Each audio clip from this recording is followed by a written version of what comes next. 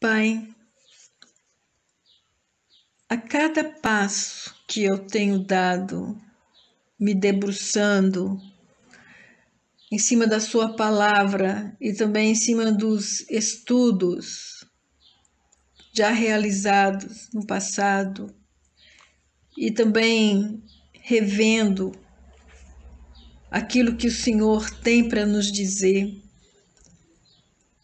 eu tenho percebido que, de fato, a Sua vontade é melhor do que a minha vontade e que Teus princípios, eles podem, de fato, ser o caminho para eu percorrer e eu posso chamar o caminho da felicidade.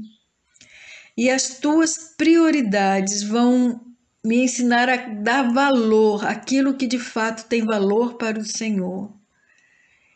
E eu coloco a minha vida à Sua disposição, à disposição do Seu Espírito, para que Ele me conduza a toda a verdade, para ajudar os meus irmãos a compreender a sua vida através da Sua palavra, à luz da Sua palavra, como um caminho a que devemos seguir. Eu te peço que me use no poder do Teu Espírito, com a Sua sabedoria, e ensina-nos a aplicar, a entender como fazer isso, Senhor. E viveremos para o louvor da Sua glória e ajudaremos pessoas a encontrarem significado para a sua vida aqui na terra. Nós te pedimos estas bênçãos e te agradecemos no nome de Jesus. Amém. Eu vou me esforçar para poder ajudar a vocês compreenderem como é que podemos aplicar as prioridades de Deus na nossa vida. E eu percebo que quando nós entendemos a definição, isso já é um passo, o primeiro passo. E a definição para prioridades de Deus para a nossa vida é a seguinte: é viver em função do direito que Deus tem sobre a minha vida. Vou repetir.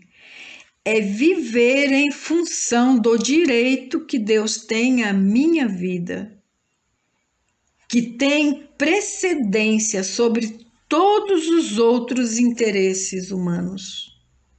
Então, nada vem antes do que o interesse de Deus na minha vida.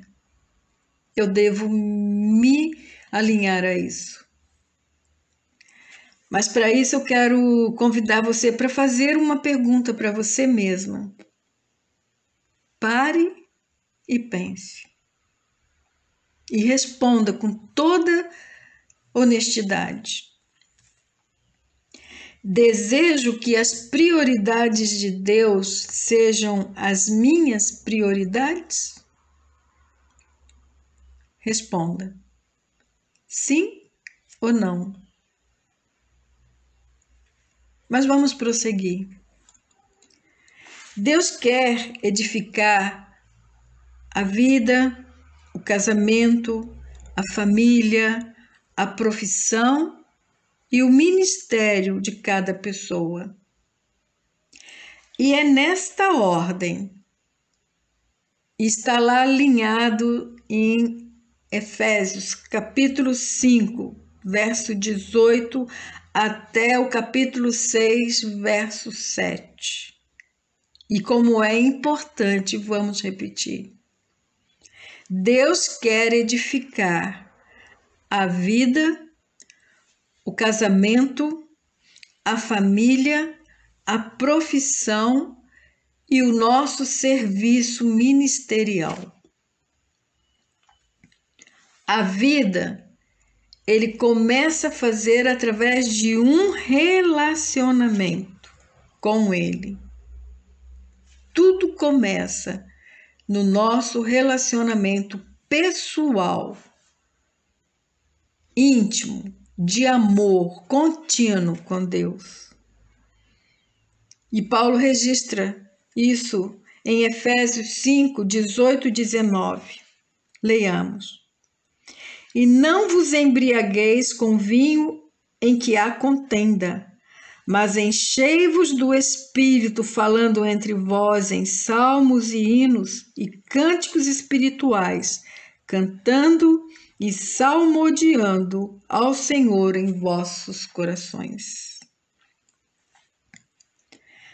E isso acontece quando nós procuramos dar lugar a nosso Espírito, para a presença do Espírito Santo, para que a nossa vida seja cheia do seu Espírito. Há uma diferença entre o relacionamento pessoal diário com Jesus Cristo e as atividades cristãs. Muitos crentes pensam que ambos são a mesma coisa. Nosso ministério realmente começa depois que já temos um relacionamento pessoal com Deus. Esse é o nosso alvo e essa deve ser a aplicação do nosso coração, pois assim nós alcançaremos o coração sábio, pois nós seremos confirmados e conformados à imagem do seu Filho, conforme está registrado em Romanos 8, 28, 29. A segunda prioridade que Deus quer edificar e que seja bem-sucedido é o casamento. Para cada coisa Deus tem, para cada área da nossa vida Deus tem um modo dele, um modo peculiar dele para fazer isso. E para o casamento ele diz o seguinte, na mesma carta de Efésios 5, 21, 23. Sujeitai-vos uns aos outros no temor de Deus. Vós, mulheres, sujeitai-vos a vossos maridos, como ao Senhor, porque o marido é a cabeça da mulher, como também Cristo é a cabeça da igreja. De sorte que, assim como a igreja está sujeita a Cristo, assim também as mulheres sejam em tudo sujeitas a seus maridos. Mas não para aí. E ele diz: vós, maridos, amai vossas mulheres, como também Cristo amou a igreja. Assim devem o marido amar as suas próprias mulheres como seus próprios corpos. Quem ama a sua mulher, ama a si mesmo. E isso tem um caminho para percorrer. E é através da intimidade e da sensibilidade de espírito às necessidades do outro. Às vezes nós ficamos olhando para nós e as minhas necessidades. Então, se a esposa desenvolver a intimidade e a sensibilidade de espírito às necessidades do seu cônjuge, e o seu cônjuge usar dessa recíproca, também olhar para uma intimidade e necessidade de espírito da esposa, com certeza teremos uma família feliz. A Bíblia é clara ao dizer que quando o homem se casa, seu ministério principal é a esposa. E isso Paulo deixou registrado na sua primeira carta aos Coríntios, capítulo 7, verso 33, que nos diz o seguinte: o que é casado cuida das coisas do mundo, do seu trabalho, das suas atividades extra-lar. E como há de agradar a sua esposa? Às vezes o marido fica só nessa primeira parte das coisas do mundo. Mas a segunda parte é que vai ser o combustível para o relacionamento, que é como há de agradar a sua esposa. A outra coisa importante para os homens pensar é o seguinte: quando o homem se casa, é imprescindível reconhecer a importância de assumir a responsabilidade para com a esposa e a família, juntamente com as outras responsabilidades fora do lar. Então tem que ser esse conjunto, não pode ser só um. Tem que estar as duas coisas juntas, caminhando paralelamente. A terceira prioridade de Deus é fazer com que a nossa família seja uma família feliz, bem-sucedida. E isso está registrado em Efésios 6, de 1 a 4. Vós, filhos, sede obedientes a vossos pais no Senhor, porque isso é justo. E vós, pais, não provoqueis a ira vossos filhos, mas criai-os na disciplina, na doutrina e admoestação do Senhor. Tem um modo de Deus. Enquanto isso, e como é que vai sendo isso formado na vida do nosso filho? É quando nós aprendemos a olhar a vida do ponto de vista do filho, enquanto lhes ensinamos a ver a vida do ponto de vista de Deus. Nós precisamos olhar do ponto de vista dele para poder compreender e orientar aonde ele vai chegar seguindo o seu coração. E podemos evitar muitas coisas desagradáveis, mas se nós não conseguirmos, nós precisamos estar ali prontos para ajudá-los a recomeçar, a reconhecer o erro e fazer o que é certo. Pois a responsabilidade para com os filhos é a terceira prioridade. As exigências do nosso redor nos levam a centralizar nossa atenção no trabalho, atividades extras e ministérios, serviços cristãos. Mas Paulo enfatiza claramente a prioridade da família. Quando escreve a Timóteo, ele diz: porque se alguém não sabe governar a sua própria casa, terá cuidado da igreja de Deus? Isso nós encontramos em 1 Timóteo, capítulo 3, verso 5. A quarta prioridade de Deus é a nossa profissão. E nós podemos ser bem-sucedidos profissionalmente se observarmos as orientações de Deus. E elas estão em Efésios 6, 5 e 9, que diz o seguinte: vós servos, vós empregados, obedecei a vossos senhores segundo a carne, com temor e tremor, na sinceridade de vosso coração como a Cristo. E vós, senhores, patrão, fazei o mesmo para com eles, deixando as ameaças de lado, sabendo que também o Senhor deles é vosso e está no céu, e que para ele não há acepção de pessoas. Para Deus não existe patrão e servo. Ele olha para nós como pessoas.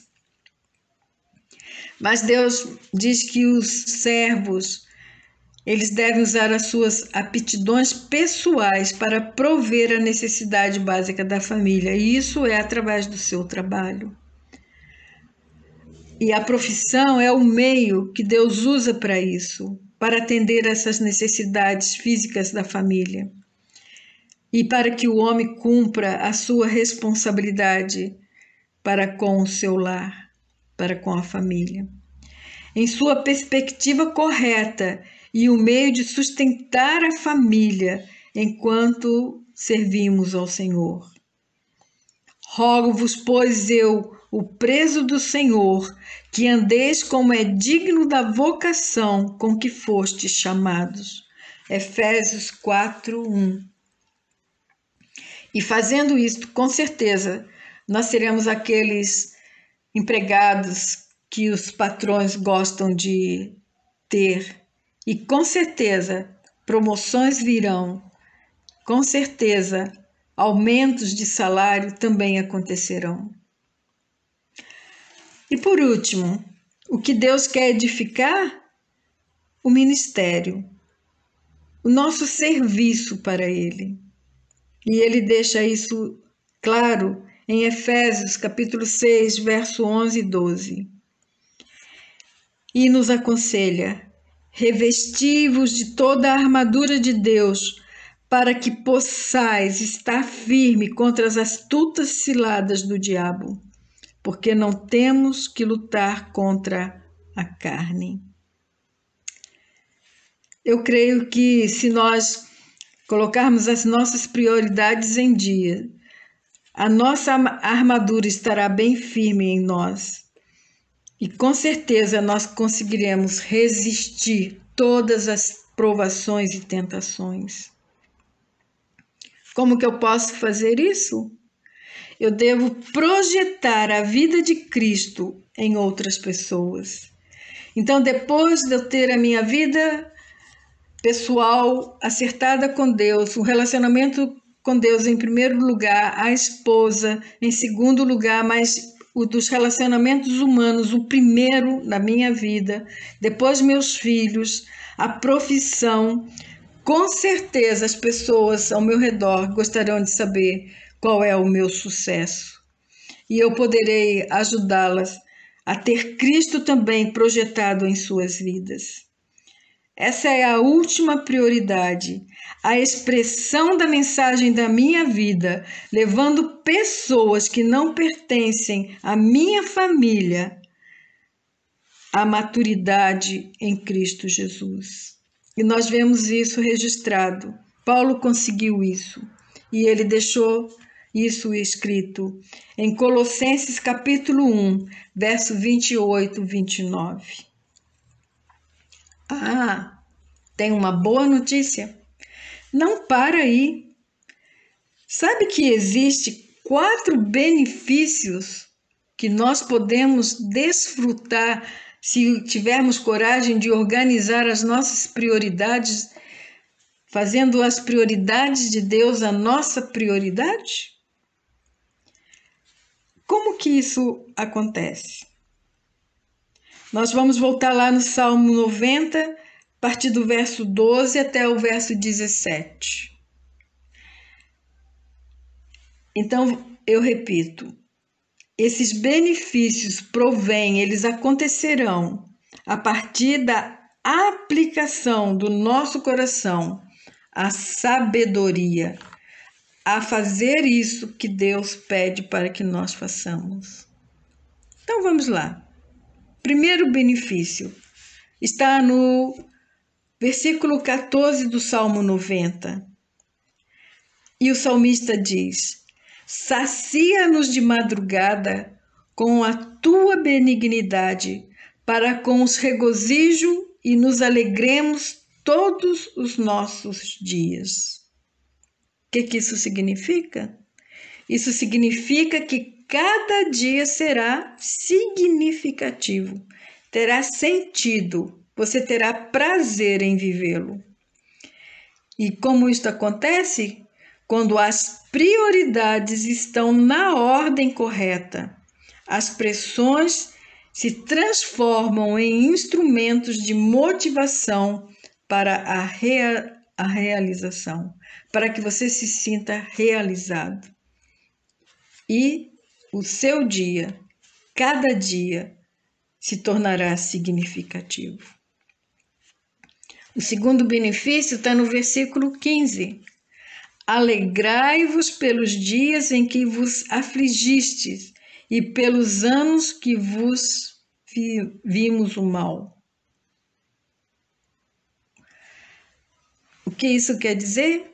Quer dizer que Deus vai nos dar uma alegria contínua nas aflições, nas dificuldades, tanto do presente, do passado, como as que poderão vir. Podemos entender o propósito de Deus nas provações e seremos motivados para cooperar com Ele. Não é muito lindo isso? Dias significativos, alegrias contínua. Não é tudo isso que nós queremos? Vamos lá. O terceiro benefício. Apareça a tua obra aos teus servos e a tua glória sobre seus filhos. Ah, que maravilha! O que é isso? Isso é tudo que um pai e uma mãe desejam, ver as bênçãos de Deus estendidas por todas as suas gerações, de filhos e netos. Assim como a maldade dos pais é visitada até a terceira e quarta geração, como fala em Êxodo, lá também diz que a justiça de Deus será herdada pelas gerações daqueles que amam a Deus. Com certeza teremos uma família bem-sucedida. E o quarto benefício está registrado no verso 17. E seja sobre nós a graça do Senhor nosso Deus, e confirma sobre nós as obras das nossas mãos. Sim, confirma a obra das nossas mãos. O que é isso?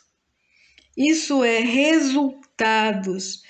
Esses resultados serão estáveis e permanentes. Não é tudo que você quer, não é tudo que eu quero. Ter dias significativos, alegria contínua, bênção sobre as nossas gerações, nossos filhos e netos e bisnetos. E ainda ver que esses resultados serão permanentes, serão estáveis. Porque eu estou disposta a observar tudo que está escrito na palavra de Deus e fazer os pensamentos de Deus os meus pensamentos, pois eles vão garantir a prosperidade e o sucesso. Não é tudo isso que nós queremos? Agora nós vamos ver como isso pode ser feito de uma forma bem prática. E nós vamos deter no relacionamento marido e mulher. E vamos ajudar vocês a organizar a sua vida, as suas prioridades, o seu plano semanal, do ponto de vista de Deus.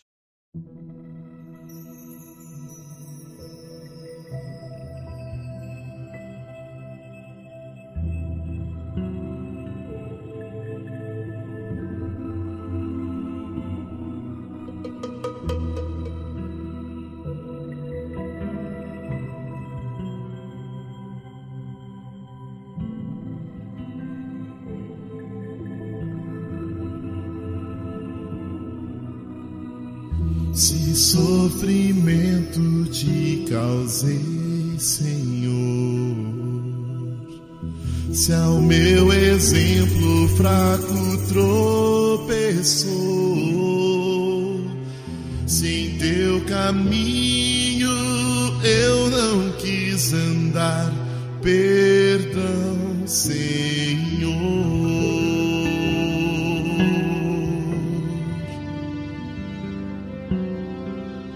Se vão e fútil foi o meu falar,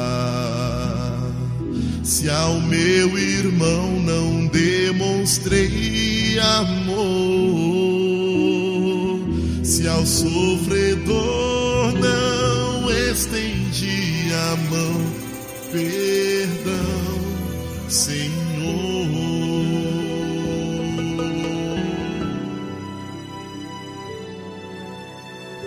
Se indiferente foi o meu viver, tranquilo e calmo, sem lutar por ti, devendo estar bem firme no labor, perdão, Senhor.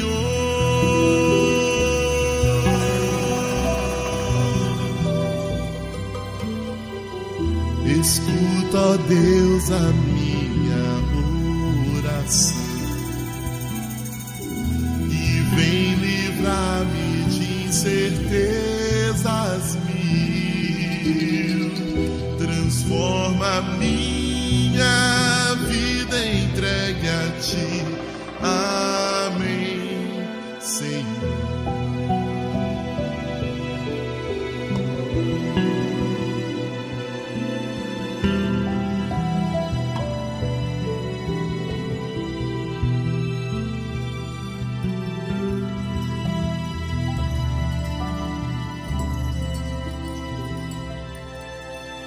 Se sofrimento te causei, Senhor, se ao meu exemplo fraco tropeçou, se em teu caminho eu não quis andar, perdão, Senhor.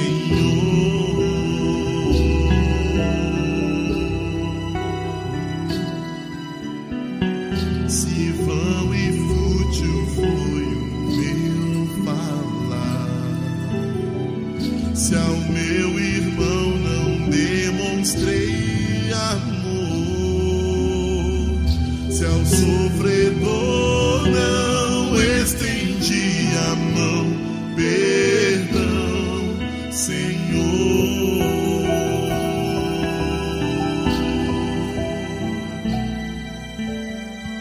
Se indiferente foi o meu viver,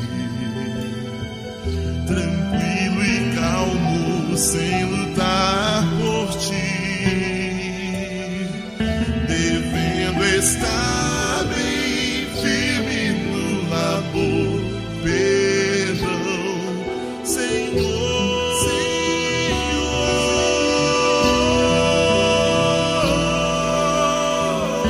Escuta, ó Deus, a minha oração